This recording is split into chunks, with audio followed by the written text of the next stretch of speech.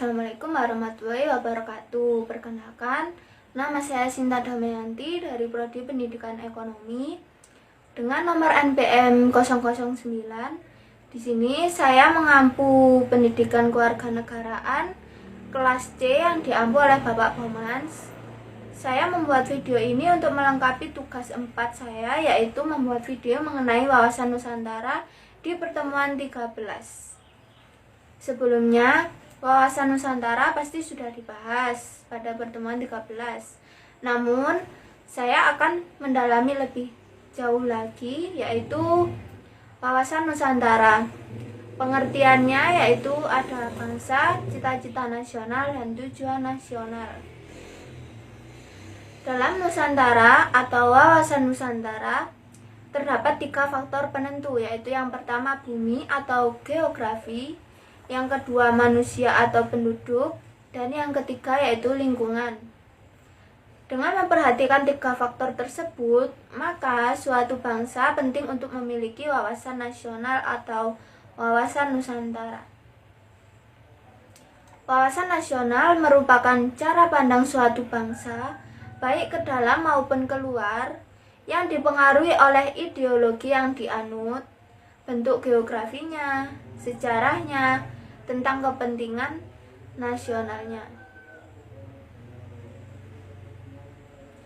Wawasan ke dalam yaitu cara pandang suatu bangsa negara terhadap dirinya sendiri, sebagai contoh wilayahnya, sumber daya alamnya, dan sumber daya manusianya. Dan yang kedua yaitu wawasan keluar. Definisinya yaitu cara pandang suatu bangsa terhadap negara lain. Wawasan nasional dijadikan sebagai landasan dan pedoman dalam mencapai tujuan nasionalnya. Wawasan nasional bangsa Indonesia juga sering disebut sebagai wawasan Nusantara. Apa sih wawasan Nusantara itu? Wawasan Nusantara merupakan cara pandang dan sikap bangsa Indonesia mengenai diri dan lingkungannya yang serba beragam, dengan mengutamakan persatuan dan kesatuan wilayahnya, dengan tetap menghargai dan menghormati kebinekaannya dalam setiap aspek kehidupan nasional untuk mencapai tujuan nasional. Pada hal ini terdapat tujuan wawasan Nusantara, yaitu yang pertama tujuan ke dalam dan yang kedua tujuan keluar. Penjelasan pada tujuan yang pertama yaitu tujuan ke dalam, yaitu untuk mewujudkan kesejahteraan, ketentraman, dan keamanan bagi bangsa Indonesia. Sedangkan yang kedua yaitu tujuan keluar, keterkaitannya dengan lingkungannya, yaitu yang pertama untuk ikut serta menyelenggarakan, dan yang kedua untuk membina kesejahteraan dan perdamaian di seluruh dunia. Secara historis dan yuridis, wawasan Nusantara sebagai wawasan wilayah, yaitu yang pertama Deklarasi Juanda yang diselenggarakan pada tanggal 13 Desember tahun 1957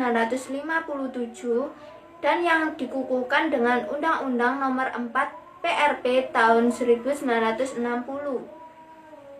Dan yang kedua yaitu Deklarasi Landas Kontinen, yaitu pada tanggal 17 Februari tahun 1969 yang dikukuhkan dengan Undang-Undang Nomor 1 tahun 1973.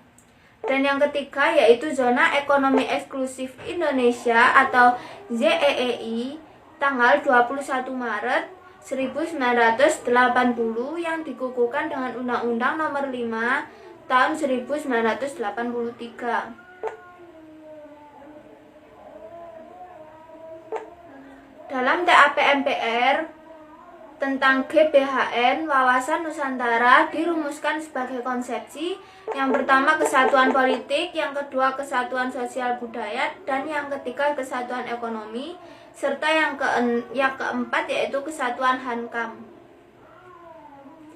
Dalam hal ini kita akan membahas dasar pemikiran wawasan Nusantara atau wawasan nasional. Wawasan Nusantara dibentuk dan dijiwai oleh paham kekuasaan bangsa Indonesia dengan geopolitik Indonesia. Paham kekuasaan bangsa Indonesia yang pertama, wawasan Nusantara tidak mengedepankan ajaran teori tentang kekuasaan dan adu kekuatan. Karena hal tersebut mengandung benih-benih persengketaan dan ekspansionisme. Sedangkan geopolitik yang dihubungkan dengan pengaruh letak dan kondisi geografi manusia yang hidup di atas bumi, itulah yang akan menjadi penentu wilayah hidupnya.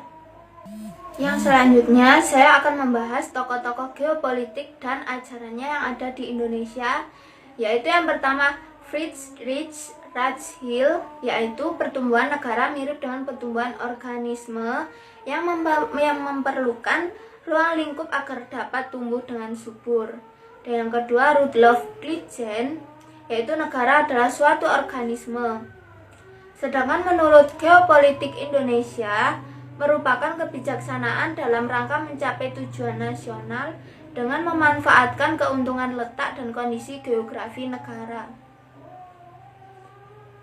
Yang selanjutnya yaitu manfaat nyata wawasan Nusantara, yaitu yang pertama terintegrasinya wilayah darat dan laut Indonesia dalam satu kesatuan. Yang kedua, pertambahan luas wilayah Indonesia terutama wilayah laut. Dan yang ketiga, menghasilkan cadangan sumber daya alam yang lebih besar.